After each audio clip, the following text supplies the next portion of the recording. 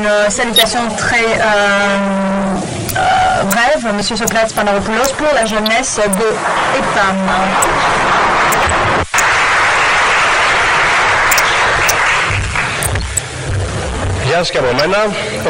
Bonjour.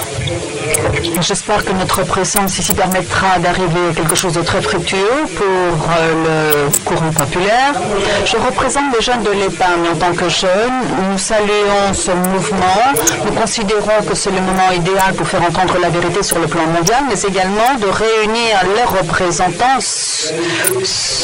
afin de créer un front mondial pour renverser la situation actuelle sur le plan mondial. Depuis cette tribune, nous nous adressons à tous les jeunes de notre pays, mais pas seulement.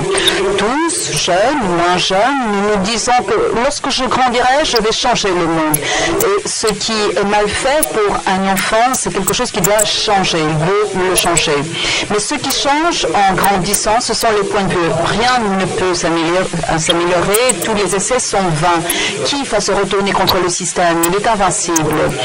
Mais il vit au jour le jour. Très peu de changements sont survenus tout au long de sa vie. Il fait des pas quelquefois en avant et tantôt des marches arrière.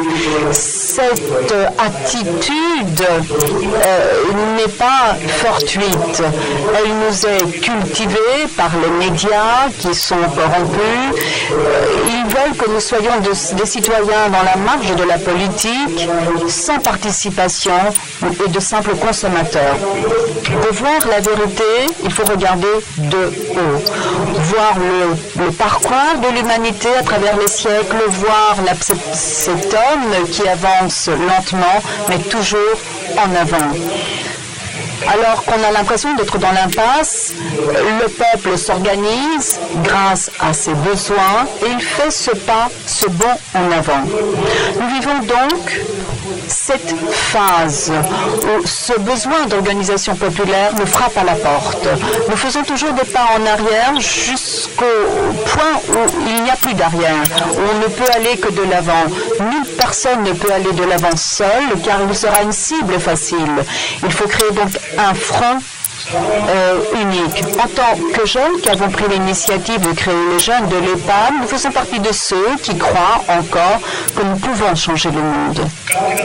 Certains diraient qu'ils sont encore des enfants. Nous leur répondons que nous voyons le monde de haut. Mais qu'est-ce qui nous dit que nous sommes devant l'impasse? Est-ce qu'il est quelque chose de pire que de voir ces gens qui n'ont pas de quoi se nourrir? Lorsque la programmation de demain ne suffit que la nourriture au jour le jour, il est inévitable qu'il faut bouger. En 2014, notre principal souci ne sera plus l'épanouissement des individus dans un système d'éducation juste et équitable. Il ne suffira plus d'assurer la liberté de tous dans ce système économique qui nous contraint à travailler plus, mais notre objectif sera d'assurer notre nourriture quotidienne. C'est pour la même raison pour laquelle les forces du totalitarisme en 1940 ont imposé la faim, la famine. Aujourd'hui, ces mêmes pouvoirs de totalitarisme en 2010 nous imposent cette même situation. Et pourquoi? Pour briser notre morale et pour que nous nous soumettions. Voilà ce qu'ils veulent. Nous voulons que nous soyons pleinement disponibles, toujours menacés par la faim et travailler selon leurs propres conditions. Donc, de simples serfs, des esclaves. Mais ils ne tiennent pas compte d'un des paramètres les plus importants, c'est le peuple lui-même. À l'aune de notre histoire et toujours tournée vers l'avenir, nous allons lutter jusqu'au bout pour créer une Grèce qui est un pays qui pourra accepter nos rêves. Nous n'allons pas adapter nos rêves à leur mesure. Nous n'allons pas quitter notre pays où nous allons rencontrer des situations identiques, car nous savons que le problème est mondial et ne se limite pas à la Grèce. En tant que Grecs, sous le poids de notre histoire, nous devons de devenir pionniers dans la lutte des peuples en revendiquant notre indépendance nationale. Soyons donc à l'avant-garde. Libérons-nous les premiers en montrant la voie aux autres. C'est ainsi que nous allons répondre, donner la meilleure réponse face à ceux qui parlent avec dédain de Grèce. Mais nous allons trahir nos anciens, Aristote, Démocrite, Dascalogiannis, qui a levé le drapeau de la Révolution, les héros de 1821, Kolokotrones, et tous ces héros de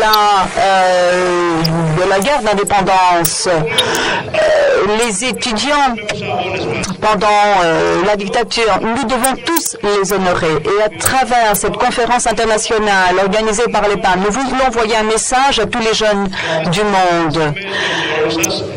Tenez les étendards hauts de votre pays, soyez fiers de ce qu'il représente et ne vous soumettez pas à la mondialisation.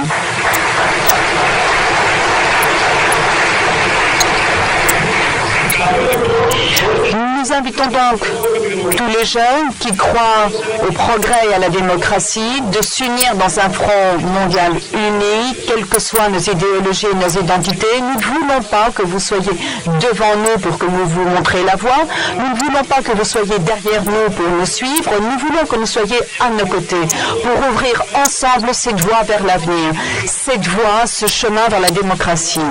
Car dans cette lutte, dans ce combat, nous allons tous participer sur un plan d'égalité. Il n'y aura pas de chefs, de dirigeants, de leaders.